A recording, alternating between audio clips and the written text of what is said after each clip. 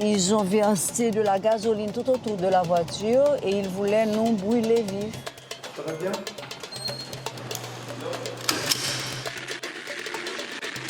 Ils avaient menacé de tuer mon fils si nous n'arrivions pas à donner l'argent dans les 24 heures. C'est la police. Les coups de feu sont régulièrement tirés. De toute façon, on voit également au nombre de cadavres. Ouvrez! Police! Haïti, même quand on parle d'état des droits, c'est pas vrai ça. On ne respecte pas la loi le droit des accusés. Mais c'est n'importe quoi. On part travailler, vous nous emprisonnez.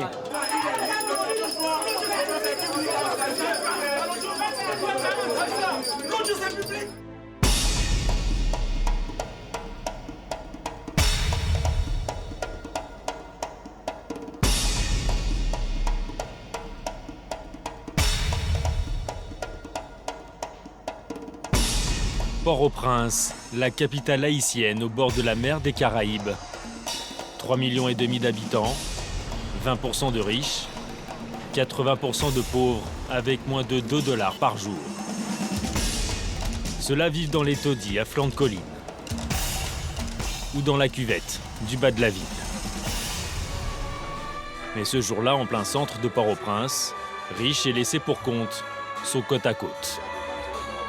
Personne n'a été épargné par le tremblement de terre du 12 janvier 2010. 37 secondes de chaos que les Haïtiens commémorent chaque année, place du Champ de Mars.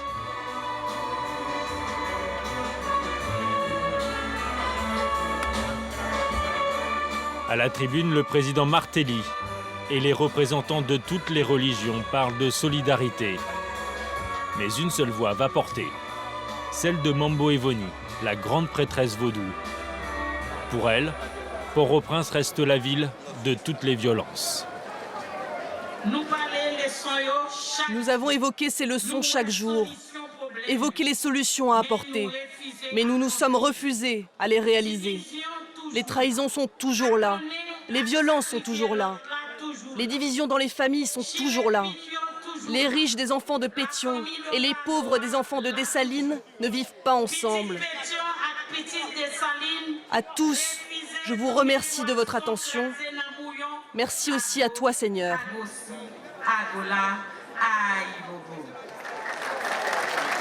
Mambo Evoni est la plus applaudie. En coulisses, dans les jardins de la présidence, tous les dignitaires viennent la féliciter. Quelqu'un a dit tout haut ce que tout le monde pense tout bas, loin des convenances des cérémonies officielles. Elle le répétera sans cesse. On s'entre-déchire et on se bat pour le pouvoir, on se bat pour Dieu, on se bat pour tout. Et aujourd'hui, Haïti a besoin de tous ses enfants pour sa survie. Tout est empreint de violence. En Haïti, la violence est un peu partout. Violence physique, violence mentale, violence sociale, surtout sociale. Et nous devons nous battre contre cette violence continue. Se battre en mémoire des 220 000 hommes et femmes morts lors du séisme. Se battre pour les milliers d'autres tués depuis dans les violences de Port-au-Prince.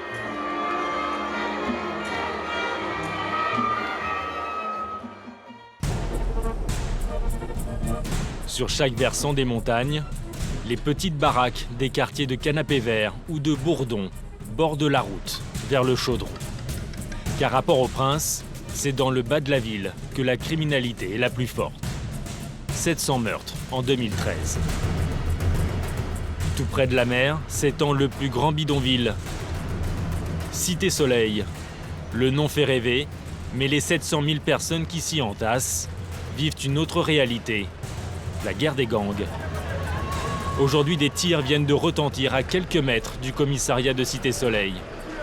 Le commandant Pierre-Louis était aux premières loges, comme chaque jour. Pour aujourd'hui, vers les 2h30, il y a eu encore des tirs sur l'axe boulevard des Américains. Et c'est toujours entre les bandits de Boston, Brooklyn et Bellecour. Des batailles de rue pour le contrôle de la drogue et des kidnappings. Les mères de famille et les enfants y assistent, impuissants. La survie s'organise sous la loi du silence. Mais cette année, l'objectif est de déstabiliser ces gangs. Le commissaire met carte sur table. Ici, les bandits de Brooklyn et de Bellevue se sont fusionnés pour affronter les bandits de Boston. L'autre côté de la rue, ici c'est le boulevard des Américains, c'est le terrain des affrontements. Les bandits de Boston sont en face. Ce qu'on compte faire là, c'est de mener des opérations 3 fois par semaine dans ces zones précitées afin de pouvoir appréhender mes bandits et faire aussi des saisies. Parce qu'il y a trop d'affrontements ces derniers jours. Trop d'affrontements ces derniers jours. Pour pénétrer dans Cité Soleil, le commandant Pierre-Louis va mobiliser tous ses effectifs du commissariat, mais aussi la force des Nations Unies et les gros bras des unités de maintien de l'ordre de la police nationale. Tous les gens qu'on cherche se trouvent dans cette zone. Nous allons faire 6 points d'ancrage pour quadriller Bellevue. Nous allons encercler à partir de ces 6 points et un groupe spécial ensuite va entrer. Les troupes restent dehors pour éviter qu'ils s'échappent. Le marché, c'est là qu'on a entendu les coups de feu. Les 2 unités se retrouvent alors pour les prendre en tenaille. Si on monte, on va rencontrer les gangs. En montant, vous allez rencontrer le gang de Boston et la base de Brooklyn, Bellevue. Il y a les numéros 1 des gangs de Brooklyn et de Bellevue. L'intervention aura lieu le lendemain matin, à l'aube. Cité Soleil, une ville dans la ville. On y rentre et on y sort par ce grand axe, le boulevard des Américains. C'est ici que se dresse l'un des hôpitaux les plus importants de Port-au-Prince. Derrière cette lourde porte de métal, voici l'hôpital Drouillard, géré par l'ONG Médecins sans frontières. On y accède en tap-tap, faisant office d'ambulance.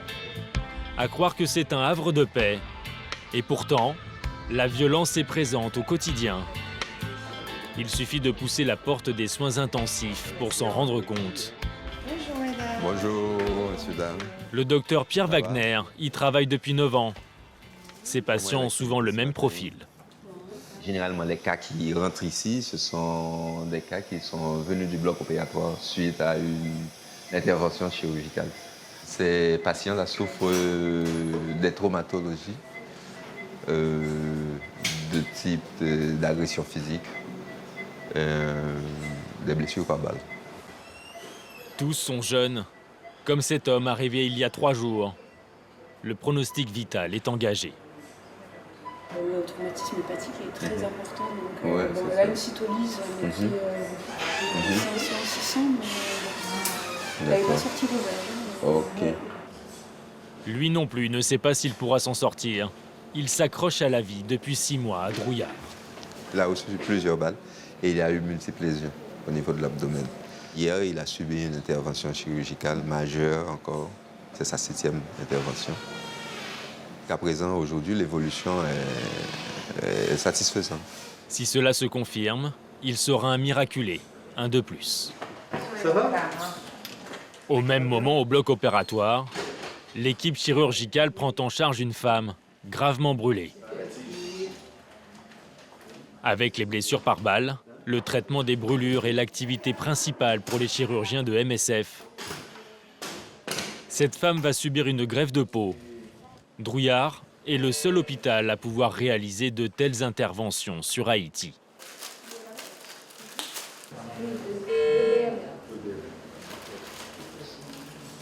Bien sûr, la situation précaire amène beaucoup de brûlés qu'on n'aurait pas s'il n'y avait pas ces situations de logement aussi précaires, des gens qui vivent rassemblés dans des camps avec des tentes les unes près des autres, voilà, depuis 4 ans. Voilà.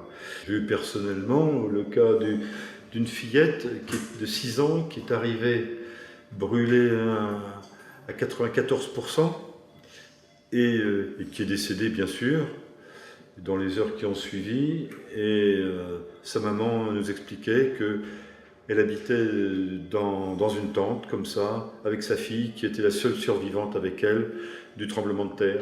Il avait perdu d'autres enfants dans le tremblement de terre, et là, c'était son dernier enfant. Cette fois, le cas n'est pas aussi désespéré. L'opération n'a duré que 20 minutes. Retour aux urgences avec le docteur Wagner. Pour l'heure, nul besoin de faire appel au bloc. Il faut juste extraire une balle dans la jambe. La routine. Quand on est médecin, extraire une balle, ça doit être facile, comme c'est une habitude ici. Normalement, chaque jour, ou bien par semaine, on extrait plusieurs balles.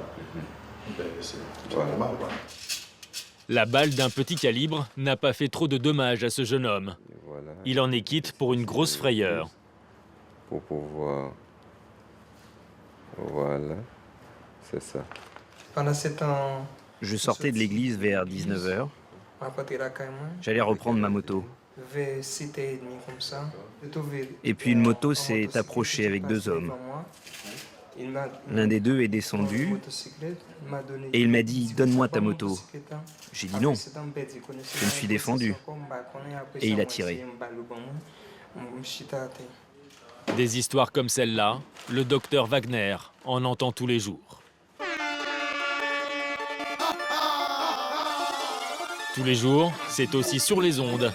La violence ordinaire est le fonds de commerce des chansons d'Isolant, l'artiste le plus populaire à Port-au-Prince.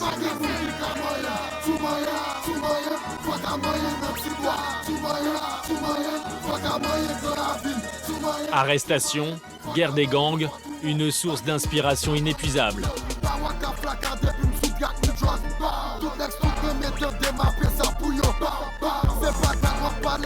Des paroles radicales où l'apologie de la violence n'est jamais loin. C'est l'orientation prise par Isolant en solo.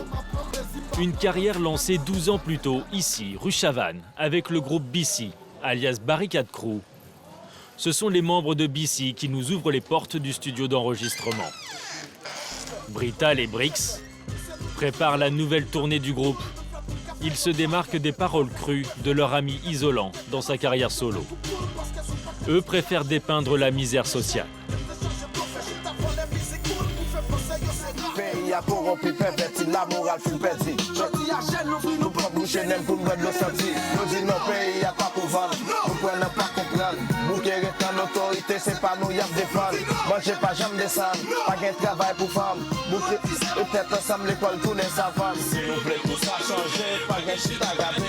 Lui croit au changement avec des chansons martelées, comme des appels au sursaut. Les jeunes voient la mort chaque jour. Ce qu'ils voient chaque jour, c'est quoi? On peut vous agresser pour, disons, 1000 gourdes, soit 20 €. Ça vous mine. Il ne faut pas être négatif. Il faut chercher à être positif, trouver une autre lumière. C'est ça qu'on veut leur montrer aux jeunes. Leur montrer une autre idée de la vie, leur dire de s'intégrer. Les jeunes, au lieu d'utiliser les armes ou vendre de la drogue, prenez le micro plutôt. Les répétitions vont durer jusque tard dans la nuit.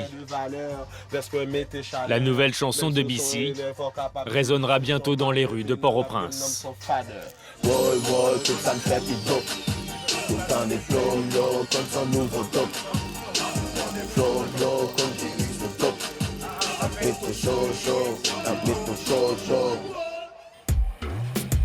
Il est 2 h du matin, il n'y a plus grand monde dans les rues.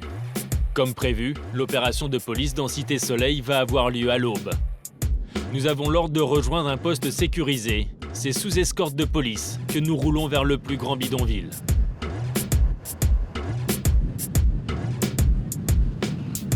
Le point de départ de l'intervention est à Sea Base, une base commune à la police haïtienne et au casque bleu de l'ONU. 130 hommes vont y participer. C'est une opération de ratissage dans 2 zones de Cité Soleil, à savoir Bellevue et Brooklyn. Le briefing se fait en français, mais aussi en anglais et en portugais. La majorité des casques bleus est en brésilien. Des checkpoints devront boucler les accès de Cité Soleil, pendant que d'autres unités ratisseront ces 2 quartiers. avec prudence. Hier, dans le secteur, il y a eu affrontement entre les gangs. Nous demandons à chacun et à tous d'être vigilants et de considérer que nous sommes dans une zone rouge. C'est le commandant Pierre-Louis qui dirige les opérations. Ce matin même, on voudrait appréhender les chefs de gang. On a pas mal de noms. On part à la recherche. Les objectifs sont clairs. Pourtant, tout ne se déroule pas comme prévu. Il manque les gros bras de la police haïtienne. L'heure de la rencontre, c'est 4h du matin. 4h, oui. Différence entre 4h du matin et 5h20. Maintenant, les Simons, on ne les voit pas du tout. Alors que ce sont des qui sont sur les points. Et ça nous met dans une position difficile. Démarrer l'opération à l'aube, c'était pas risqué? C'est risqué à l'aube. C'est risqué. C'est risqué quand même. Le jour se lève lorsque toutes les unités sont enfin au complet.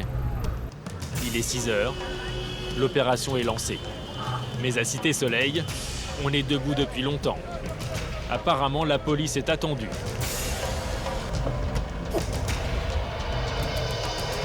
Allez, on traverse. Des barrages, des pneus en flammes et des bris de verre jonchent le grand boulevard. Yeah. Enlevez les pierres. Je vous ai dit de les enlever. Il faut attendre 20 minutes avant que le premier checkpoint soit en place.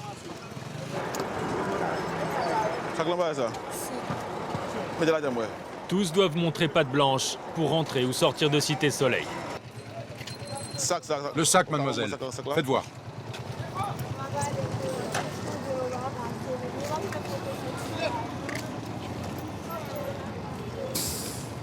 Ok. Bon, bien sûr. Bon, Toi, bien là, sûr. ta pièce d'identité. Non, j'en ai pas. Elle est chez moi, à Delma. Adelma? Delma. Pourquoi tu es ici? Dis-moi ce que tu fais là. Dis-moi ce que tu fais là. Ouais, j'ai juste dormi à Delma. Ouais, allez hop, mets-toi sur le côté. Et il faut éviter à ce que les bandits s'échappent. On est en train de dépalper les hommes pour voir s'ils portent pas des armes à feu. C'est par groupe de 20 que les casques bleus et les policiers pénètrent dans les allées de tôles ondulées. Les informateurs du commissaire ont déjà indiqué les maisons des membres présumés de gangs. Ceux-là n'ont pas eu le temps de fuir. Mais les plus malins sont déjà loin. Écoute, les bandits traversent le ruisseau. Et il y aurait 2 chefs avec tous leurs hommes. Dans l'autre quartier à Beleco, les perquisitions continuent avec la même précaution. Le doigt sur la gâchette.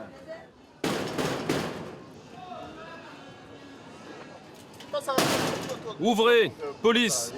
Ici, une femme est enfermée. Des hommes armés pourraient la séquestrer. Fausse alerte. Tout est retourné, mais pas d'armes, pas de drogue. La dame avait juste perdu la clé. Une démonstration de force démesurée ce matin, mais c'est la stratégie du nombre, comme dissuasion.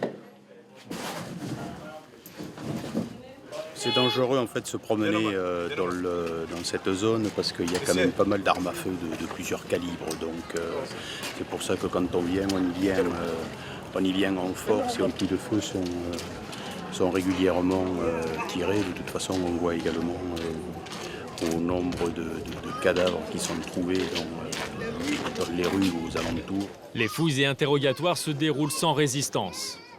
Tu fais quoi pour vivre? Mais je vis du fer. Je vends du fer récupéré dans la rue. Et vous faites? Mais rentrez chez moi, j'ai rien à me reprocher. Durant ces ratissages, les policiers font face à l'omerta, alimentée par la peur. Non mais commandant, je peux rien vous dire sur les gangs. Moi j'habite là. Je peux pas vivre ailleurs. Les soldats n'en sauront pas plus. Durant ces 4 heures d'opération, aucune saisie de drogue ni d'armes à feu. Visiblement, les gangs ont eu le temps de cacher les pièces à conviction. Sauf quand c'est un peu plus imposant. Une moto sans plaque, probablement volée, est découverte chez cet homme. C'est sur ce genre d'engin que des braquages sont commis. Il va rejoindre la trentaine de suspects interpellés.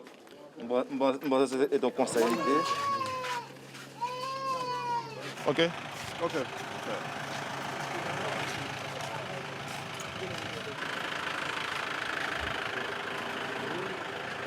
On va au commissariat avec ces messieurs-là, suspect de gang, bandit armé, association des malfaiteurs, il y a tout ça. Je vais vérifier dans la liste. La tenaille imaginée par le commandant Pierre-Louis pourrait avoir porté ses fruits. Tous sont conduits au commissariat de Cité-Soleil. Avant midi, ils sont déjà 22 interpellés. Parmi eux, beaucoup de petites mains dans cette guerre des gangs. T'habites où? À Soleil 19. Et toi, t'as quel âge? 23. Tous ont moins de 25 ans. C'est en moyenne l'espérance de vie d'un gangster de Port-au-Prince. Un nouveau groupe vient d'être conduit. Ils sont suspectés d'appartenir au gang de Belleco. C'est la meilleure nouvelle de la journée pour le commandant Pierre-Louis. Un chef est parmi eux. C'est le deuxième chef gang. Tiga, que vous voyez là, c'est le deuxième chef du gang. Belleco. Quel âge as-tu? 16 ans. 16 ans. C'est le deuxième chef. C'est lui qui est juste derrière Escar. Ouais, c'est moi, Tiga. Ouais, c'est un criminel. Il est très cruel. Très cruel. Bandit, deuxième chef. Belleco. Ouais. Tiga a déjà fait de la prison pour des kidnappings, mais cette fois, il est soupçonné de meurtre ou de les avoir commandités à ses hommes. Des bandits notoires, parmi les 35 appréhendés qui sont ici là. On a déjà identifié 16 parmi eux. On va faire appel à nos informateurs là, juste pour pouvoir identifier les auteurs qui sont ici présents. Tous les suspects vont être placés en garde à vue pour 48 heures. Même si parmi eux, il peut y avoir des arrestations arbitraires. Mais c'est n'importe quoi. Moi, je travaille pour l'État, dans les travaux publics. On part travailler, vous nous emprisonnez. Mais pour beaucoup, comme Tiga, cette garde à vue est la première étape avant la casse-prison. Le pénitencier national, 4136 détenus. Comme chaque matin, les familles apportent le déjeuner pour leurs proches incarcérés. Voici de rares images de l'intérieur que nous avons réussi à nous procurer. Ici, la violence est d'État. Chaque détenu accusé de crime passe au moins 3 ans derrière les barreaux avant d'être jugé. C'est le cas pour les hommes. C'est aussi le cas de la prison pour femmes. Résultat, 400% de surpopulation carcérale. Il faut se relayer pour s'allonger. En moyenne, l'espace vital d'un détenu est de 60 cm². Seule sortie autorisée pour les détenus, cet ancien grand hôtel des années 70. Il fait office de palais de justice. L'ancien tribunal a été détruit par le séisme. Chaque jour, les prévenus arrivent sous les coups de midi pour être entendus dans les cabinets d'instruction. Le juge Villeneuve-Morin occupe ce petit bureau éclairé au néon. Il est le spécialiste des affaires d'enlèvement. Au programme du jour, un kidnapping avec probabilité d'assassinat. Voici les noms des convoqués chez le juge Morin. Un cas classique à Port-au-Prince aujourd'hui. Nous avons 4 détenus à entendre dans le cadre d'un dossier d'enlèvement. Ce sont des photos de la voiture au bord de laquelle ils ont été réclamer la rançon. Il paraît qu'ils se sont heurtés contre un mur et la voiture a été écrabouillée. L'accusé a été arrêté vite après les faits en septembre 2012. Il est assisté d'un avocat commis d'office. C'est son premier interrogatoire, après déjà 1 an et demi de détention provisoire. À quelle heure êtes-vous rentré chez vous le jour du kidnapping? Je ne sais pas, magistrat. Êtes-vous rentré avant ou après le kidnapping? Je ne sais pas. À quelle heure êtes-vous rentré? Impossible de répondre à vos questions. Où se trouve actuellement la femme qui a été enlevée? Je ne peux pas répondre à cette question parce que je ne sais rien de tout ça. Vous savez, ne se rappeler de rien ne va pas jouer en votre faveur. Quelque chose à ajouter? Refus de coopérer ou mauvaise compréhension des questions. À Port-au-Prince, les prévenus sont souvent analphabètes, comme cet homme, avec son empreinte digitale, comme toute signature. L'audition n'a duré que 20 minutes, mais le juge a déjà sa petite idée sur l'affaire. Évalué à près de 40 000 $ américains. Mais ils n'ont jamais rendu la personne qui a été kidnappée. Qui est la dame? Une jeune femme? Une jeune femme. L'un d'entre eux était son petit ami.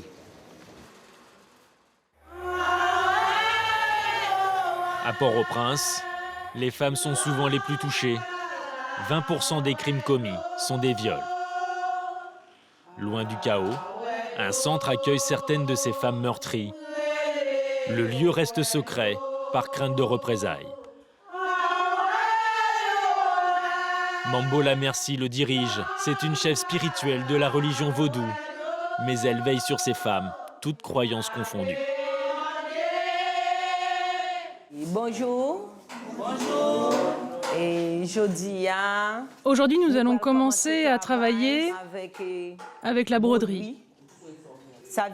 Il faut faire cela avec sérieux et avec discipline. Et les enfants, vous ferez des colliers, des bracelets. Quand les femmes sont en difficulté, elles sont accompagnées de leurs enfants. On ne peut pas laisser ces enfants-là inactifs au niveau du centre. Aujourd'hui, 17 femmes, dont vous ne verrez pas leur visage, par respect pour leur douleur, vivent sous le toit d'Ofava. Le mois précédent, elles étaient plus de 40. Nous voulons faire comprendre à ces femmes victimes de viol qu'elles ne sont pas exclues de la société. C'est les accompagner pour les réintégrer dans la vie sociale. C'est donc leur apprendre un métier utile pour demain. Si elles sont victimes de viol, ça ne veut pas dire que la vie est finie. Au centre, tout le monde met la main à la pâte. En cuisine, on s'affaire déjà. Au menu, du riz au lait de coco et quelques haricots.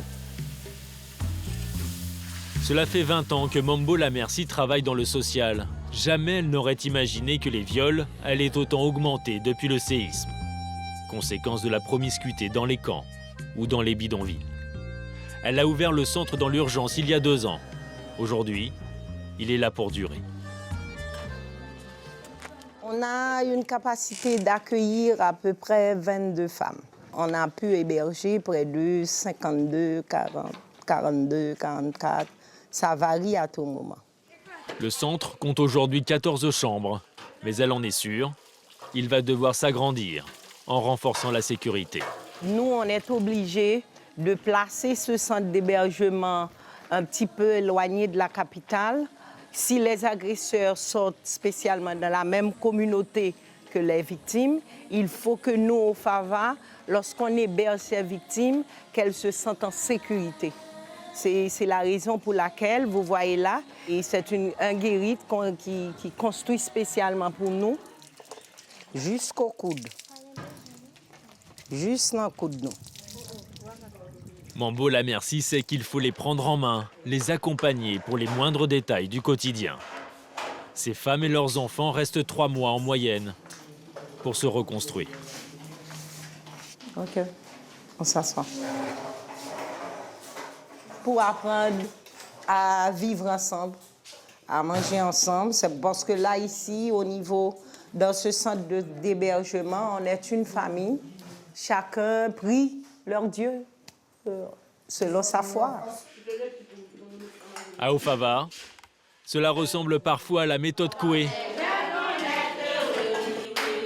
Avec cette chanson qui est l'hymne du centre écrit chaque jour au tableau.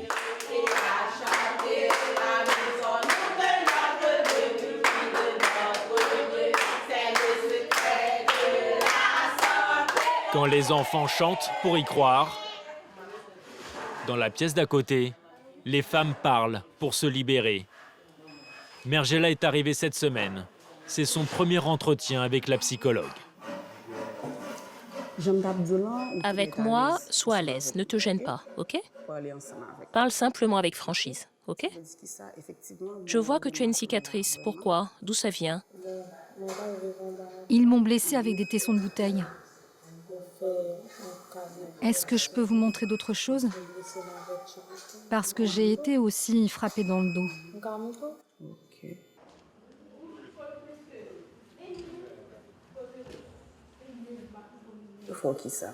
Qu'est-ce qu'ils t'ont fait? Ils m'ont violée. 4 hommes chez moi. Je ne voulais pas. Ils m'ont blessée. Ils m'ont frappée pour que je me soumette et que je fasse tout ce qu'ils voulaient. Et aujourd'hui, est-ce que ça va? Est-ce que tu as des troubles du comportement? Des troubles de comportement? Oui. Je ne suis plus comme avant. J'ai souvent des maux de tête. Je repense souvent au viol. Jamais ça n'aurait dû arriver. À l'issue de cette première rencontre, la psychologue perçoit un sentiment de culpabilité, comme souvent. C'est une femme qui est vraiment traumatisée parce que maintenant, elle souffre de l'insomnie. Il y a son cœur qui bat beaucoup plus que d'habitude. Après le séisme, il y a une augmentation des cas de violence sexuelle, conjugale, physique. Ce jour-là, Guerline va mener 4 entretiens avec des femmes d'à peine 20 ans. Et toujours les mêmes mots d'apaisement. On est là pour t'entendre. Dis tout ce qui te passe par la tête. Si tu veux crier, si tu veux pleurer, laisse les larmes venir. C'est ça qui va t'aider. Tu vas te sentir mieux. Hein? Laisse aller. Quelques larmes d'impuissance. À Ofava, on fait ce qu'on peut en ce moment. Au siège de la police aussi, on aimerait encore faire davantage. Il est 9h en ce mardi matin. C'est l'heure du bilan hebdomadaire. Pour annoncer la couleur, le porte-parole a fait aligner les dernières saisies. En ce qui concerne les arrestations, la liste est longue. Il y a 32 personnes arrêtées sous le chef d'inculpation de viol sur mineurs, stupéfiants, racket, trafic, détention d'armes à feu, kidnapping et homicide. Enlèvement et puis assassinat, homicide. Côté que la police a recherché. Par ailleurs, une personne était recherchée activement. Elle était impliquée dans des enlèvements. Il s'agit de cet homme impliqué dans 6 kidnappings et assassinats. Pour 2014, on a dit à la population. Pour 2014, la DCPJ va doubler ses efforts pour empêcher les enlèvements et combattre la criminalité sous toutes ses formes. Combattre la criminalité sous toutes formes. Les kidnappings, décidément un fléau bien installé. En moyenne, 6 personnes sont enlevées par mois pour des rançons qui se comptent en centaines de milliers de dollars.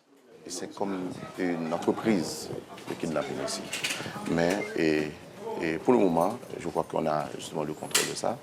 Et on va quand même travailler davantage pour pouvoir faire face justement à ce phénomène et éclater ces cellules de gang et procéder à l'arrestation des kidnappeurs. Parmi les cibles privilégiées, les membres des grandes familles. Comme celle de Robert Moscoso, l'un des banquiers les plus importants d'Haïti. Ses 2 enfants ont été enlevés. Il y a quelques mois, ces images ont ému tout Port-au-Prince. Leur libération vécue comme en direct. Les brigades d'intervention investissent en pleine nuit cette maison en construction. C'est là que Coralie, 23 ans, et son frère Nicolas, 22, sont détenus depuis 8 jours. Les ravisseurs réclament $1 million de rançon.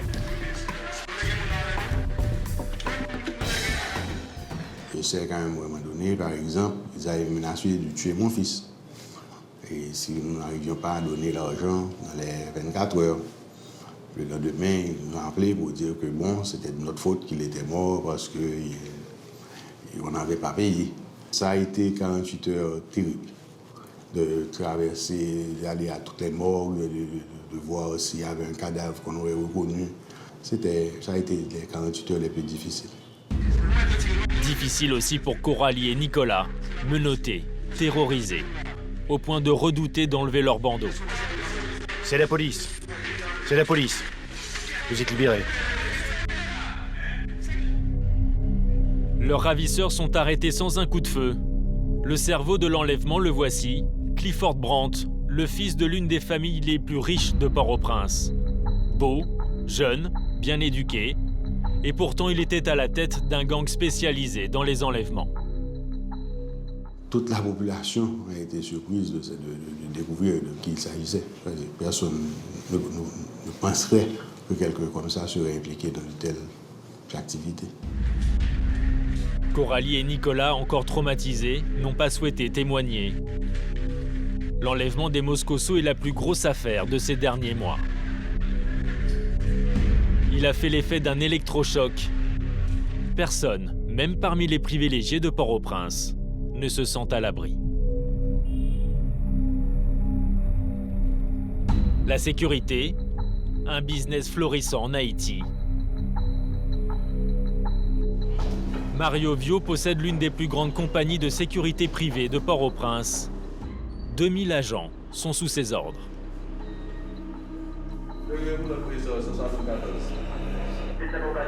De ce côté, ils prennent les informations, ils reçoivent aussi les appels et ils font un dispatching de personnes. S'il y a un problème en quelque part, c'est à partir d'ici qu'ils appellent aussi pour envoyer.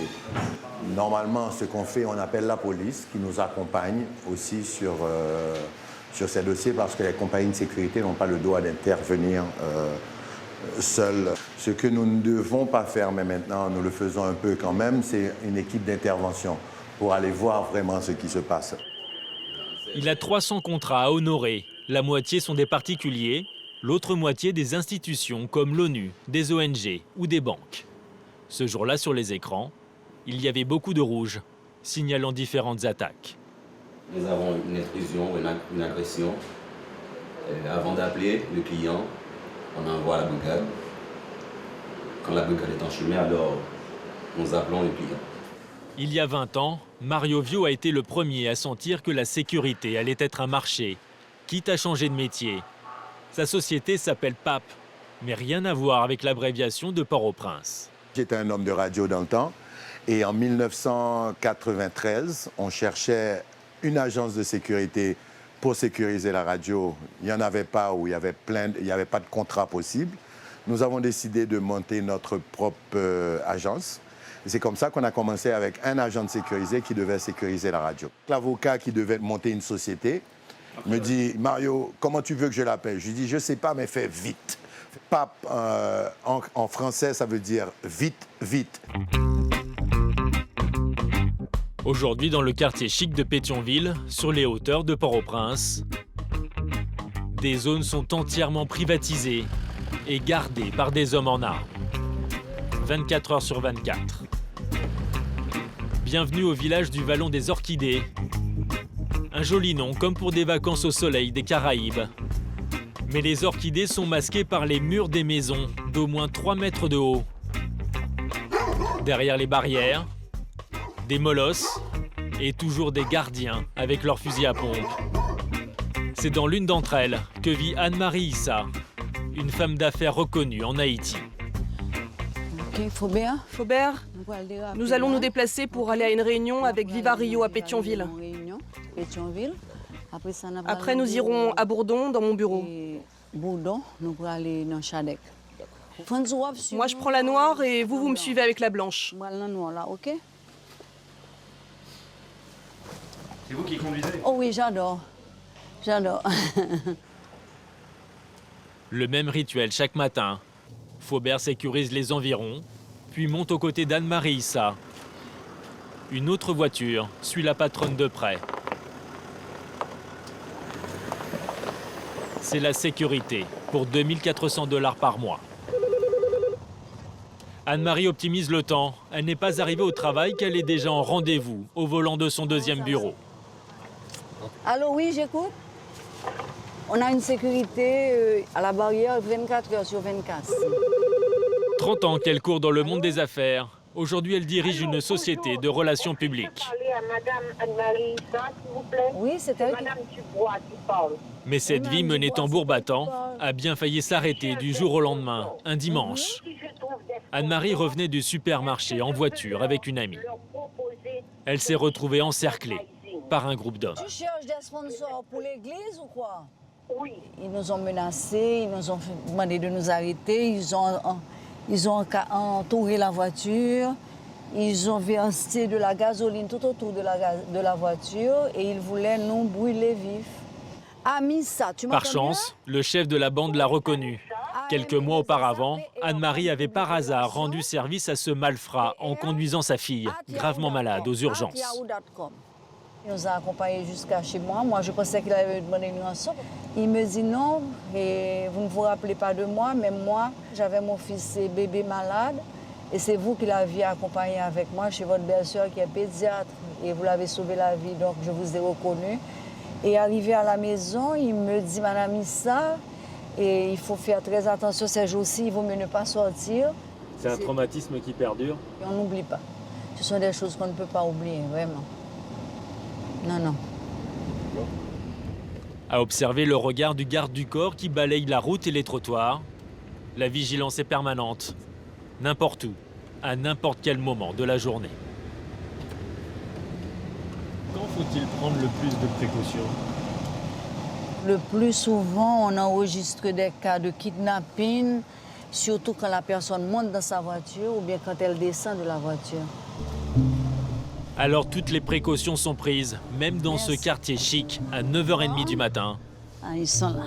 Les déjeuners d'affaires se déroulent toujours sous bonne garde.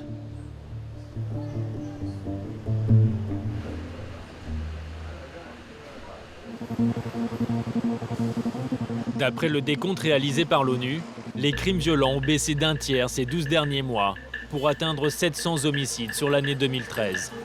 Un nombre encore trop élevé. Le Premier ministre Laurent Lamotte ne s'en cache pas. C'est son premier chantier. Dans le bureau feutré de sa résidence, ses collaborateurs l'informent mois après mois des chiffres. Le recrutement massif de policiers est sa priorité. Aujourd'hui, les gangs, il y a certains gangs qui existent. Il y a eu quand même une stratégie solide qui a pu réduire la prévalence de ces gangs dans notre société. Le gouvernement continue à mettre la pression aussi sur les gangs. On a encore beaucoup de travail devant nous. On a énormément de travail à faire pour continuer à arriver à atteindre l'objectif du plan de développement de la police nationale de 2012-2016, qui est d'atteindre 15 000 policiers. Aujourd'hui, nous sommes à 11 000. Il nous faut mettre les bouchées doubles pour ajouter 4 000 policiers dans les 2 prochaines années. Retour au pénitencier national. Dans l'antichambre de la cour de la prison, 2 hommes attendent l'appel. Fritz Nerjean. Harold Désir. Ils sont accusés de meurtre et vont être jugés cet après-midi, après 2 ans de détention préventive. Nous allons suivre leur procès. Les bouchées doubles n'ont pas été mises sur la justice. Les crimes de sang ne sont jugés que durant 2 mois par an. Aujourd'hui marque l'ouverture de la saison des assises. Le juge Merlan Bellabre va découvrir le dossier, comme à chaque fois. Normalement, le parquet devait acheminer le dossier 24 heures avant l'audience au tribunal, selon la loi. Mais, jusqu'à présent, je n'ai pas encore les dossiers. Une petite entorse au code. Les 2 accusés peuvent être inquiets. Leurs avocats n'ont guère eu le temps non plus de préparer leur défense. On nous a appelé pour nous dire que nous sommes des avocats qui allons défendre la Haute-Désir. Nous avons contacté le ministère public et il nous a communiqué le dossier hier. C'est au cours de l'audience qu'on va voir si c'est compliqué l'affaire. Le sort des 2 accusés va être tranché par les 12 membres du jury, désignés le même jour. Accepté. 5 femmes Numéro 74. et 7 hommes. Juste avant l'audience, les avocats parlent pour la première fois à leur client. 10 minutes, pas plus, pour entendre sa version. Ils ont tué, mais je sais pas qui a fait ça, moi. Et c'est moi qu'on accuse. Tu es certain d'avoir tout dit? Je sais que je vais être condamné. Non, non, ne dis pas ça.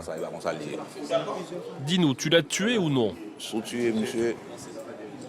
Aucune réponse, aucune stratégie possible avant l'entrée du tribunal. Et déjà le premier coup de théâtre, dès les formalités d'identification des accusés.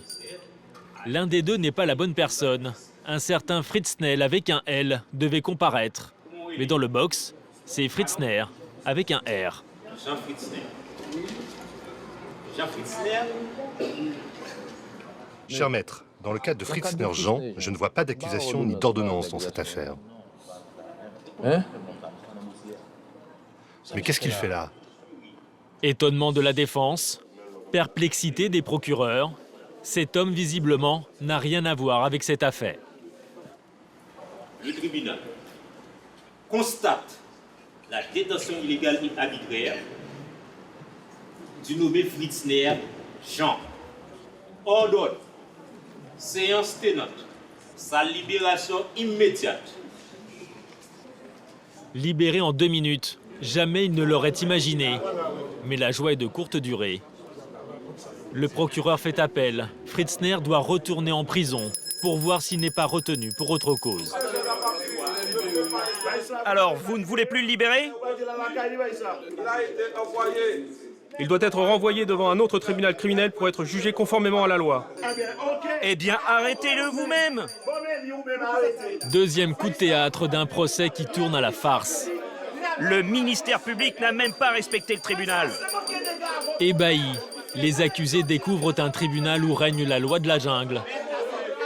La loi de celui qui crie le plus fort.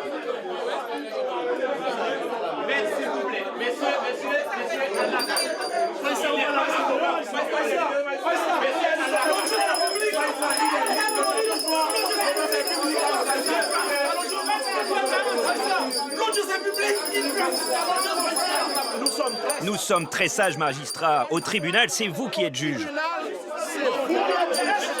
Il n'y a pas de droit ici, il n'y a pas de droit. Le président du tribunal criminel demande à accepter les agents qui accompagnent les accusés à tous les porteurs d'armes de laisser la salle. Pour Fritzner, retour casse-prison pour une nouvelle détention provisoire. Ce n'est pas cette saison qu'il sera jugé. C'est trop en Haïti. C'est vraiment malheureux, mais c'est très court. Même quand on parle d'état des droits, c'est pas vrai ça. On ne respecte pas la loi et le droit des accusés. Surtout des gens qui sont dans des conditions modestes. Ce sont des gens pauvres, c'est-à-dire ils ne peuvent pas payer un avocat, ni non plus elles n'ont pas de parents qui ont des pouvoirs là qui sont proches du pouvoir pour essayer de négocier leur libération. Nous combien que fait piège? Le procès du seul accusé restant va être expédié en quelques heures. Aucun témoin appelé à la barre.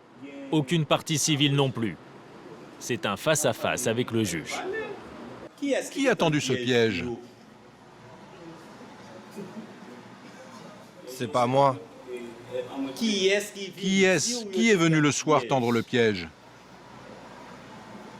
Ok, pas de problème. Ok, pas de problème. Veuillez noter, l'accusé garde le silence, il ne veut pas répondre. Dis-moi, combien vous étiez pour tuer Rodrigue? Si vous ne répondez pas, ça ne va pas vous aider. Vous étiez combien? Tu vois dans quelle situation tu es? Tu vois, ça fait 2 ans que tu es en prison et tu ne veux pas révéler ceux qui étaient avec toi. Tu continues à les cacher? Comment Rodrigue a-t-il pu se retrouver nu et ligoté? Comment vous avez fait ça? La loi du silence, toujours à Port-au-Prince, même pour les crimes les plus barbares. Le tribunal prend une suspension d'audience en attendant l'arrivée des jurys. C'est l'heure des délibérations. 10 minutes ont suffi au jury pour statuer. L'accusé Harold Désir est-il coupable d'avoir donné la mort à Rodrigue ainsi connu? La réponse est...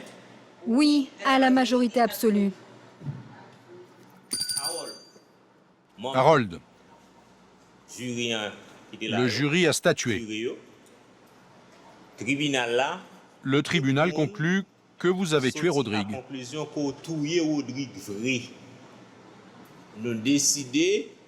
Nous avons décidé de vous condamner à 8 ans de travaux forcés en prison. Condamné à 8 ans de travaux forcés, il a attendu 2 ans un procès tenu en 4h30.